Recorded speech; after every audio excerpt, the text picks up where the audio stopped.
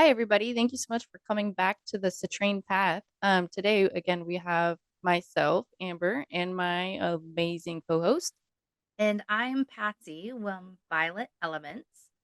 Before we get started here, we just want to share real quick that this is our journeys and our guest journey on their spiritual life and their herbal life.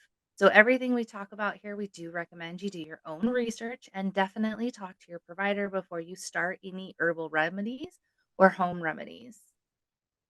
Good morning, everybody. Welcome back to a new episode of the Citrine Path. So today we're kind of just gonna expand on our conversation last week, um, and talk about the different chakras again and the frequencies that they have. And yeah, is there anything that you want to talk about that today? Mm, I don't think so. Not that's come to top of my head, but things that you usually bring up usually spark ideas or something that comes to me. So I'm just winging it on my side today. Hey, it works for me. Then we'll just kind of get into it, I guess. So we were talking about last week the different chakras. Um, and I said there's different notes that go to different ones. So or frequencies. So what I meant was like your root chakra is a C note. Um, then it has a bunch of different frequencies that go off of it, like a 128 hertz, 256, or 512. And then your sacral has a D note, which is 144 hertz, 288, or 576. Your solar plexus is an E, 162, 324, or 648. Your heart is an F, 182.25, 364 and a half, and 729.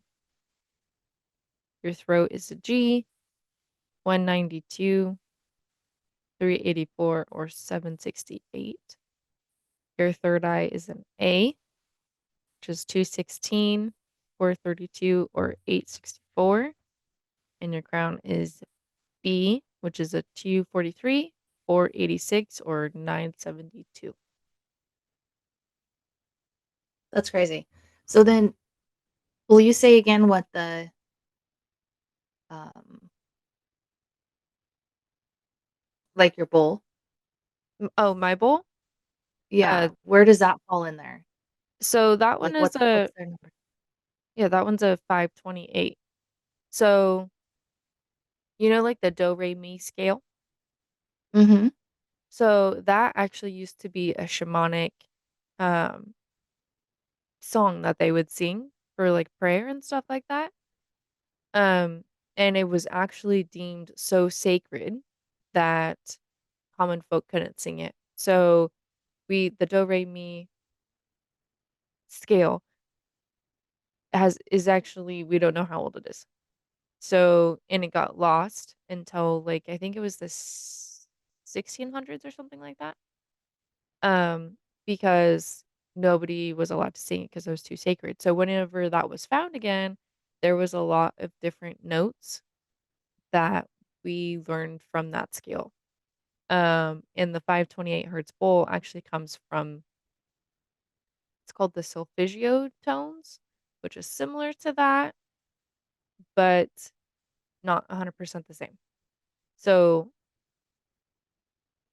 it's kind of confusing if you don't know a lot of the other stuff behind it of why the solfeggio tones and the chakra tones are the same but different. But those were the regular chakra tones, and my 528 hertz bowl is in the solfeggio tones.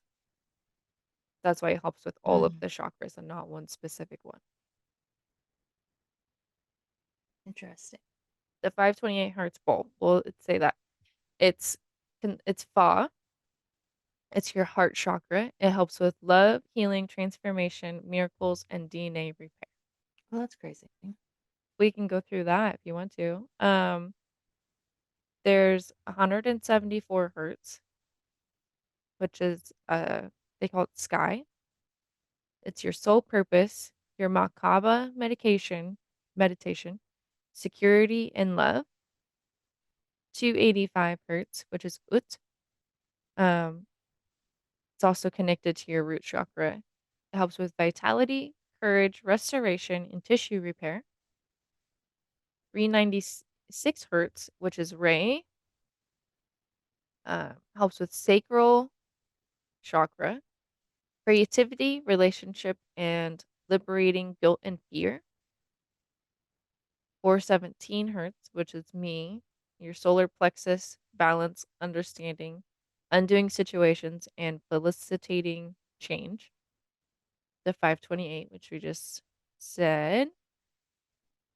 639, which is soul, your throat, willpower, communication, connecting, and relationships. 741 is law, your third eye. It's intuition, knowledge, expression, and problem solving. Your 852, which is your crown, is guidance, spirituality, return to spiritual order. And then 963 is land, which is your pituitary chakra.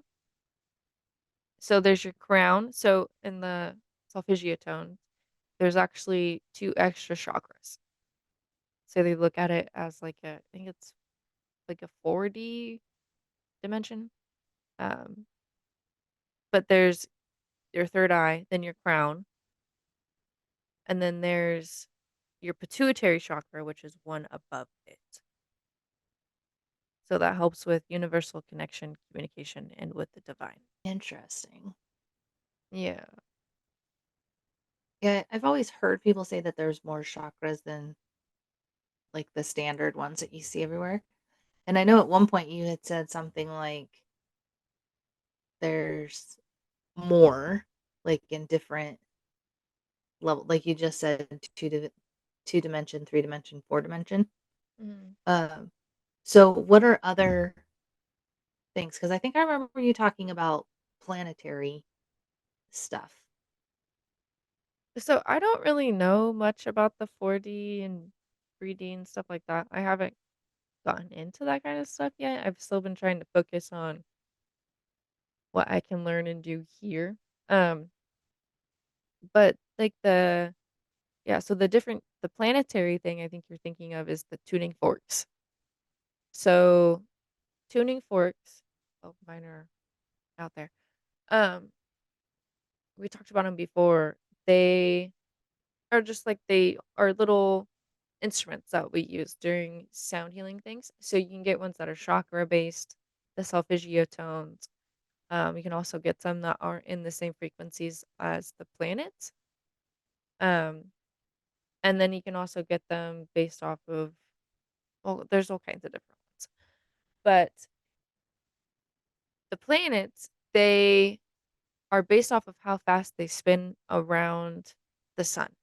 So they used math. I don't know what kind of math they used. It, she explained it to me, but I'm not a mathematician. It went right over my head. Basically, they took the orbit that the planets go around the sun and then transformed that into a frequency and then turned it into a tuning fork. Interesting. So would you use a tuning fork and a bowl together at the same time, or is it like you would use one and then use the other? So I don't know if a lot of people watching have heard the singing bowl, but they're loud. Like they're really loud. So tuning forks are not very loud at all. Like it's pretty much as long until you hold it up next to your ear, you're not going to hear it, but you can feel the vibrations from them. So you put it on your body and feel the vibrations. So most of the time, I would just use the tuning fork and then the bowl, or vice versa, but not at the same time. You can. I mean, there's Gotcha. nothing Okay. wrong with it. It's just you can't hear one or the other. Yeah. And you could do more than one at a time, right? Like you could have like two bowls that you have singing at once. Or do Oh you yeah. recommend usually doing like one and then the other? You don't overlap them? No, so it's actually good to overlap them because your brain will create new notes within them. So it's called biannual beats. So if you hear one note in one ear and one note in the other ear, your brain will create a third note. And most of the time, the note your brain makes is uh, the note that your body needs to hear. And you can actually look up on That's YouTube. Yeah, they have it's called just biannual beats. And if you put headphones in, they'll have one going in through one headphone and one going through the other headphone. And if you take one out, you can hear one note, you can hear the other note, but you put them together, you hear a different one. It's really interesting. hmm, that I'm gonna have to play around with. That's cool. I remember, like, a long time ago, because I think you were a wee baby. Um, there was a thing that you could do. It was like an audio file, but it was like, story, like the old-fashioned type stories that they used to play on the radio, and it was not necessarily a scary one, but had lots of suspenseful stuff in it. But that's what they did.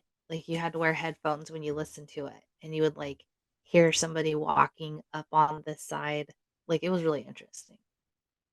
That is interesting. Yeah. It, like, changes the whole thing when you could, like, directionally hear, you know? Anyway, very cool. So then you had talked about touching with the tuning fork, and I know we kinda touched base on this a little bit last time. So, the tuning forks, you could play it and put it where your person needs it? Yeah. So I'm just gonna go get mine. Hang on one second. Okay.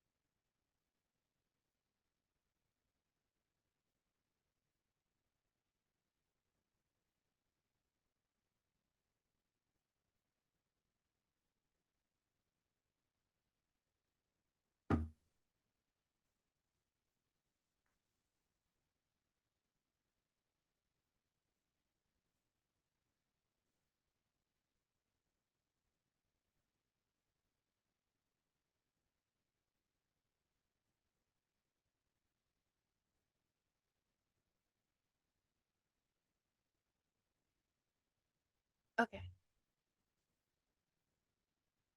I made it.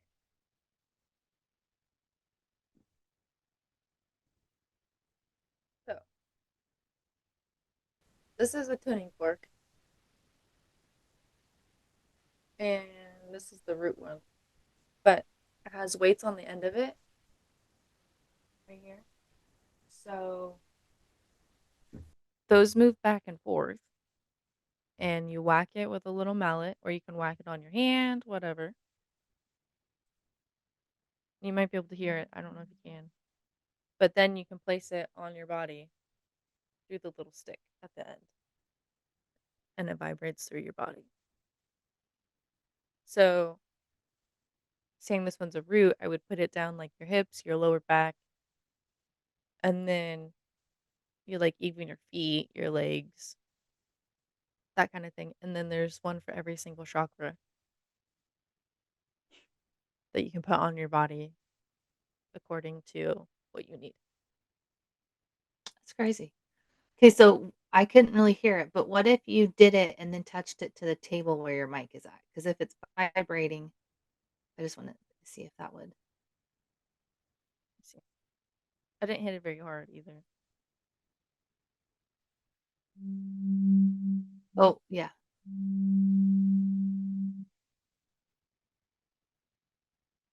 Yeah, so That's I don't know if you crazy. guys seen how close I had to get. So they're really quiet, but, uh, when you put them on your body, it feels really nice. Like, because I have lower back issues, so my husband was putting the root on the base of my spine, and he hit a certain spot where I had a huge knot in my back, and I felt it go all the way down my arm, like, the vibration of it. It was really, really cool. That's so interesting. Yeah. Very cool. Yeah, the kids love whacking it and putting it on each other. It's, like, their favorite thing now. I know they love the singing bowl so much that we had to get them their own because you guys were fighting over yours. Oh, yeah. Even if I, like so, anytime I post a video on, like, Facebook or anything of me singing my bowl, both of them come running as soon as they hear it, and then Jameson, he gets down and starts running and trying to look for his bowl. It's it's craziness every time. Ooh, that kid is funny. I loved the pictures from this weekend. He's like the chicken whisperer. Oh my gosh, yeah, that kid. I don't We have a Houdini chicken, so we have a big metal fence up so the chicken can't get out, and there's a little gap between the the fence and the house. So we, like, puts a shelf up in there so the chicken can't get out. She still escapes almost every day. So he has to go out there and manhandle the chicken, pick her up, and he has to carry her, and Willow has to open the gate, and Jameson puts the chicken back in there. Cracks me up. That's funny. Yeah. Just just like it's nothing. Right? I am not a fan of chickens, so I will let him manhandle them. Yeah, they're not my favoriteest thing to be around. Yeah, they're not my favoriteest thing either. Yeah, I'm always afraid they're gonna eat my Ugh, toes. right? Gosh, that's funny. So have you ever, like, gotten a sound bath done on yourself? I know you've kind of heard my videos and stuff like that, but No, you're the only one. Okay, I shouldn't say you're not the only one. There is somebody that's here that does some of the events and stuff that I go to. That she does. She has, I think she has a few different bowls. I can't remember exactly. And then she has a couple different, I don't even know what to call them, like items, I guess, that make noise, like your tuning forks. That's what she does. And she pairs it with Reiki and uses Reiki energy on the sound wave, I guess is the easiest way to explain it.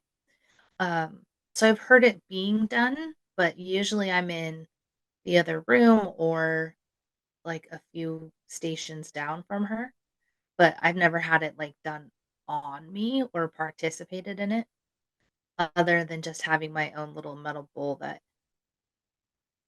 I have here at the house. But mine doesn't sing. Like, it's in the other room. Okay. So you know how you have the bowl and you like most people will whack it and then they'll run their hand around it. If I rub mine, it does nothing. It makes no noise. yeah, see the the metal bowls that the kids have, they're super, super, super hard to sing to because, I think it's just because 'cause they're so small, like, it's hard to get it to go. I found the bigger the bowl, the easier it is to vibrate, but I remember when you got yours, we were messing with it, and we could not get it to do it. Yeah, because some of the other family members got one at the same time and theirs all did, but mine for some reason does not. But I could whack it and it will, I guess, sing and hum for quite a while. Like it holds it for quite a while, but I can't get it to sing if I rub the rim of it. But I don't know, it is what it is. It sure is pretty though. Right? Oh, that's funny. Yeah, and then also the tongue drums.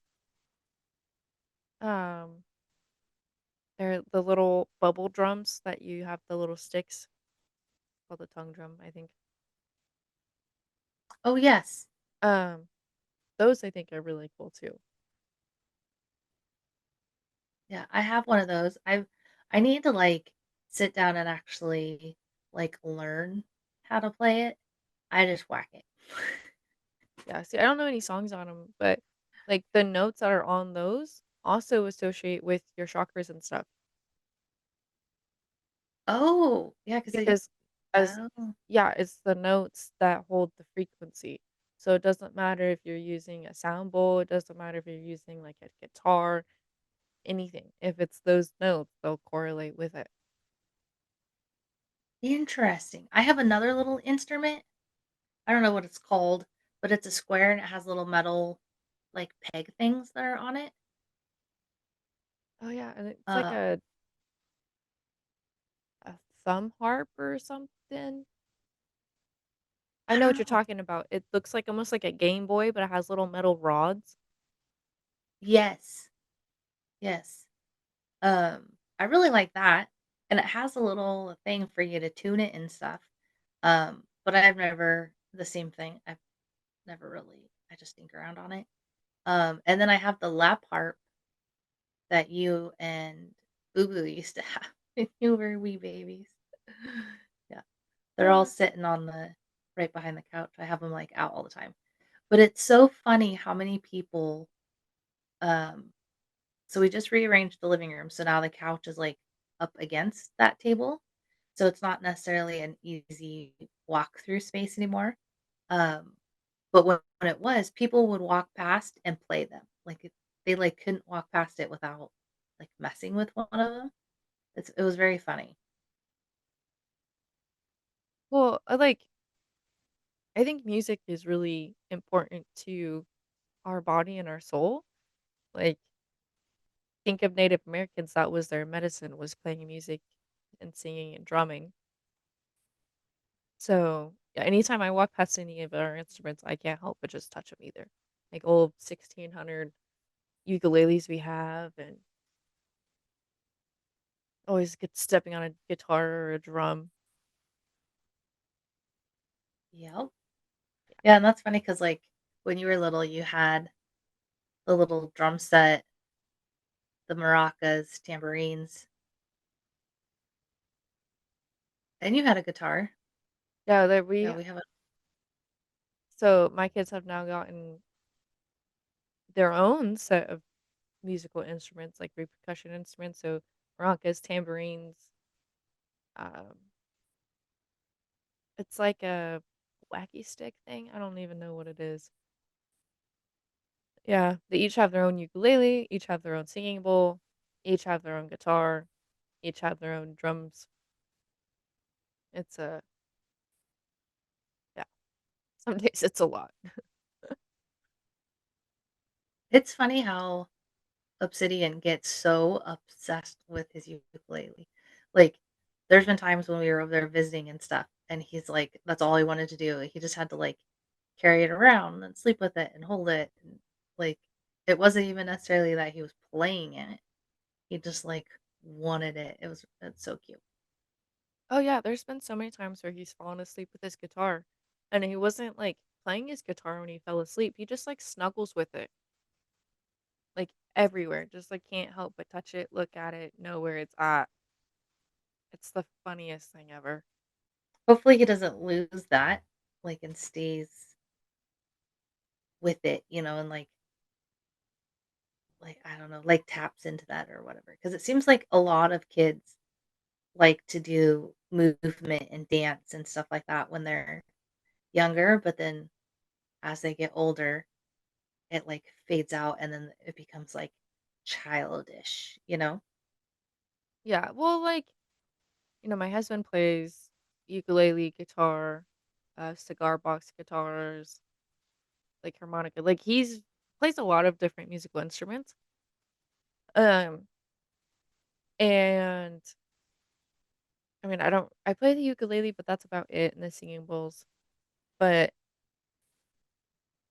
like, almost every night, Tyler breaks out some sort of instrument, or if not, he's hitting on the counter or something. So, like, we're a very musically inclined family. We have, like, he calls it family rock out nights. So, we just sit in the living room and each one of us get our ukulele and we just play. And we might sound like crap all together, but we're playing together and the kids are having fun. So, I mean, I hope they don't lose it either, but I don't foresee them losing it because it's just always around. Like, we're always playing it, they're always out. So, I hope not. Yeah, that's so funny. Yeah, whenever I come over and have sleepovers with little Miss Citrine, she always wants to have, musical dance parties. Oh, yeah. Yeah, like, we always listen to music, and it's always music that not, like, other toddlers listen to.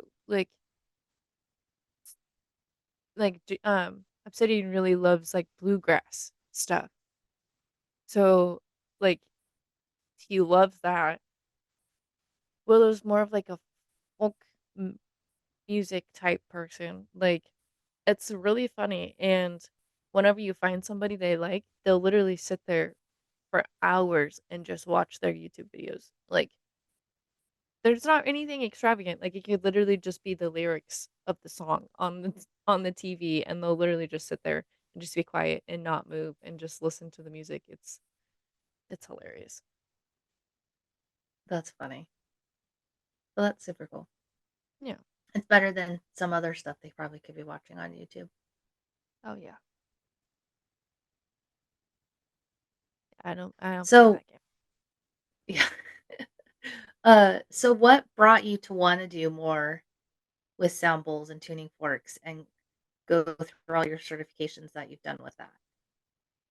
Yeah, so, I did choir for 14 years of my school, um, and music was always something that was really important in my life, and then after I got out of school and stuff like that, I didn't really have an outlet for it.